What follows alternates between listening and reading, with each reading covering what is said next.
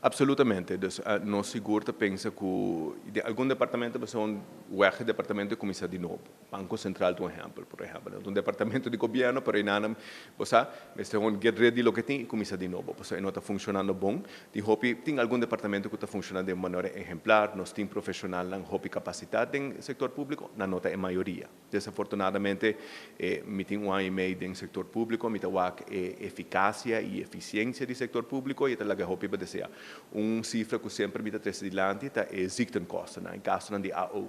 O promédio do setor privado é 1.400 por ano, e promédio para um ambtenaar é 7.300 por ano. Então, nós temos problema drástico no funcionamento e produtividade do setor público. Me quer que exceto parcialmente o que o landspaket anda por logra, mas me espera nós realmente seguir com esse para nos profissionalizar. Porque mais desperdício suceder no setor público, mais povo tem que pagar e menos serviço na ranha pele.